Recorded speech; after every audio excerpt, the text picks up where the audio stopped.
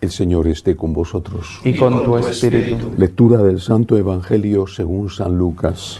Gloria a ti, Señor.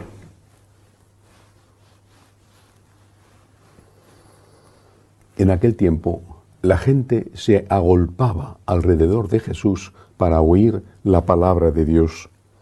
Estando él de pie junto al lago de Genesaret, vio dos barcas que estaban en la orilla. Los pescadores que habían desembarcado estaban lavando las redes. Subiendo a una de las barcas, que era la de Simón, le pidió que la apartara un poco de tierra. Desde la barca, sentado, enseñaba a la gente. Cuando acabó de hablar, dijo a Simón: rema mar adentro y echad vuestras redes para la pesca. Respondió Simón: Maestro, hemos estado bregando toda la noche. No hemos recogido nada, pero por tu palabra echaré las redes. Puestos a la obra, hicieron una redada tan grande de peces que las redes comenzaban a reventarse. Entonces hicieron seña a los compañeros que estaban en la otra barca para que vinieran a echarles una mano. Vinieron, llenaron las dos barcas hasta el punto de que casi se hundían. Al ver esto, Simón Pedro se echó a los pies de Jesús, diciendo: Señor, apártate de mí, que soy un hombre pecador. Y es que el estupor se había apoderado de él y de los que estaban con él por la redada de peces que habían recogido. Lo mismo les pasaba a Santiago y Juan, hijos de Zebedeo, que eran compañeros de Simón. Jesús dijo a Simón: no temas, desde ahora serás pescador de hombres. Entonces sacaron las barcas a tierra y dejándolo todo, lo siguieron. Palabra del Señor. Gloria a ti, Señor Jesús. El encargo de Jesús a San Pedro, a los demás también, a los demás apóstoles, pero en este caso a San Pedro de una forma especial, comienza por una confesión, comienza por el reconocimiento por parte de San Pedro de que era un pecador. Un reconocimiento que hace público, pero que estaba antes, previamente, en su conciencia. Él sabía que era un pecador. No sabemos cuáles eran sus pecados. Quizá no eran graves pecados, era un trabajador, padre de familia, es casado, pero en cualquier caso era un pecador y lo sabía. Este pecador se siente indigno de servir a Cristo, considera que el Señor tiene derecho a ser servido por mejores discípulos y por eso le pide que se aleje. Y le pide que se aleje con dolor, no se lo dice para quitarse un problema de encima, está pensando en Jesús. Tú mereces más, le dice a Jesús. Ahí empieza su vocación, ahí empieza su llamada. Reconoce que es un pecador y piensa en Jesús, piensa en el bien de Cristo. Y esto precisamente es lo que le gusta al Señor. Estamos ante alguien que se sabe pecador, que está arrepentido, que no quiere hacer daño, en este caso daño a Jesús y a la misión de Jesús. Pero estas dos características son precisamente lo que atrae a Cristo, lo que hace que Cristo se fije más en él y después, no en este momento, pero después, más tarde, le nombre su sucesor, su vicario en la tierra. ¿Qué significa esto para nosotros? Primero, Pedro tiene una buena formación.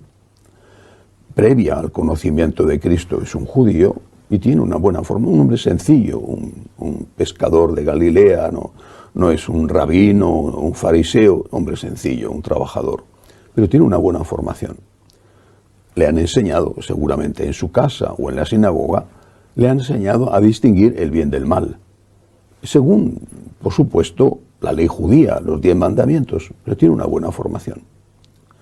Primera cosa que no sucede hoy, no hay esa buena formación. Muchos no saben distinguir el bien del mal.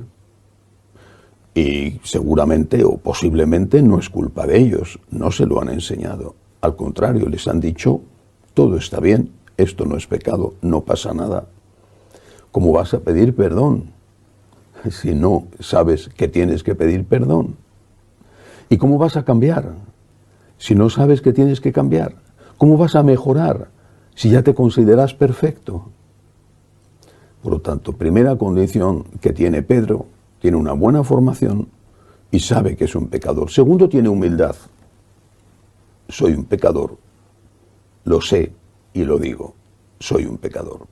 Y tercero, ama a Jesús. Ya le ama en ese momento. Aquel al cual 3 años después el Señor resucitado le preguntará, Pedro, ¿me amas más que estos? Más que estos, incluido San Juan. Sabemos que San Juan era el discípulo predilecto de Jesús. Eso no significa que San Juan quisiera a Jesús más que Pedro. ¿Me amas más que estos? Pedro ya le amaba. Y porque le amaba le dijo, no soy digno de ti. Pero porque le amaba el Señor dijo, sí, sí, contigo quiero contar. Fijémonos si tenemos nosotros estas 3 condiciones. Formación para saber distinguir el bien del mal. Y si no, esa formación hay que buscarla. En segundo lugar, arrepentimiento, conciencia de esa culpa, arrepentimiento, dolor de corazón. Y en tercer lugar, el deseo de amar al Señor. Y en ese tercer punto es donde seguramente nos estaríamos equivocando si pensáramos que el Señor merece a alguien que valga más. Bueno, nos estaríamos equivocando relativamente, porque efectivamente el Señor merece a alguien que valga más. Pero es lo que tiene. ¿A cuántos tenía para elegir en ese momento? ¿Estaba allí en ese momento San Francisco? ¿Estaba San Ignacio? ¿Estaba San Francisco Javier? No. En ese momento había un pequeño grupo de pescadores de Galilea. Después vinieron algunos más, pues qué sé yo, un San Mateo, por ejemplo, un San Bartolomé, gente que tenía más formación. Pero con lo que tenía, el Señor empezó a andar. No dijo, no, aquí hasta que no vengan gente perfecta, hasta que no vengan personas sabias, intelectuales, no, hasta entonces no voy a hacer nada. No dijo eso. Dijo, con esto que tengo, con esto tengo que empezar. Y no fue tan malo, porque se encontró nada menos con alguien al que después pudo dejar como vicario suyo y que dio la vida por él, muriendo mártir en Roma. Por lo tanto, si amas un poco al Señor, si eres consciente de que el Señor tiene derecho a ser amado más de lo que tú le amas, y si eres consciente de que el Señor necesita ayuda, de que podía elegir a los ángeles para que hicieran las cosas, pero ese no ha sido su camino, ha querido servirse de los hombres. Entonces dile al Señor, soy un pecador, te mereces a alguien que valga mucho más que yo, pero aquí estoy, Señor, cuenta conmigo. Y que eso sea lo que el Señor vea en tu corazón, no utilizar tu pecado como excusa para no servirle, sino partir de tu pecado para ofrecerte y darle todo lo que puedes darle. Él ya sabe que eres un pecador, lo has reconocido tú mismo.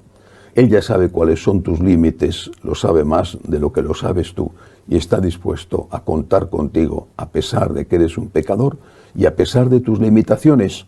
Basta solo con que tú quieras amarle, con que le digas, aquí estoy, Señor, aquí está este pecador, cuenta conmigo. Que así sea.